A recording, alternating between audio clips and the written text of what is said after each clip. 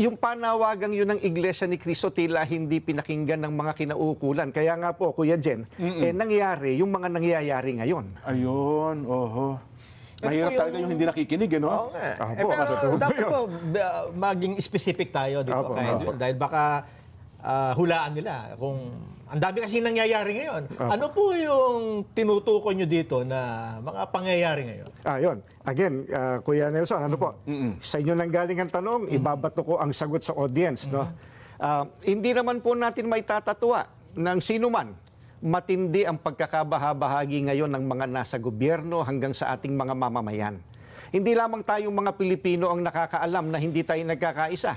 Ang nakakalungkot, maging ang mga taga-ibang bansang nagmamasid sa kaganapan po rito ngayon sa Pilipinas, alam na alam nila, hindi nagkakaisa. Magulo. Oho. Malamang po, maging ang mga kapatid natin sa ibang bansa, ganyan din po sentimiento. Kaya Edwin, ano po? Oh. Sila po na nakakakita sa atin. May kanya-kanya silang opinion po. Oho. Nako, mabuti po, nabanggit niyo po yan kay Edwin, ano ha? Ngayon po, ano po ba ang posisyon ng Iglesia ni Cristo sa usapin tungkol po sa dating Pangulong Rodrigo Duterte? Ayan po, we come to the crux of the matter po. Yes ano po, opo.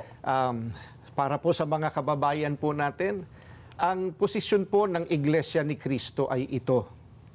Kung ano ang tama at kung ano ang nasa mga batas natin, yun sana ang dapat pairalin. Huwag po itong pilipitin para umayon sa nais ng sinuman.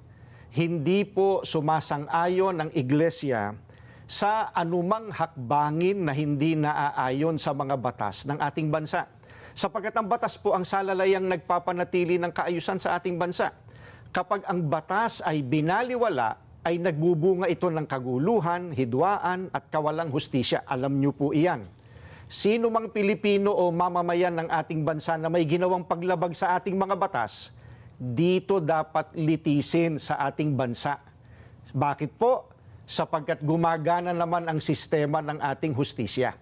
Hindi po natin sinasabing wag litisin ang dating Pangulo sa mga iniaakusa laban sa kanya.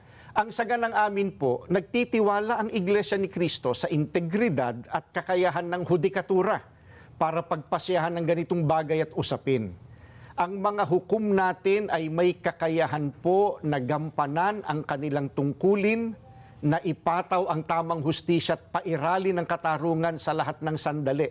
Kaya, hindi natin dapat isuko ang soberenya ng ating bansa sa iba.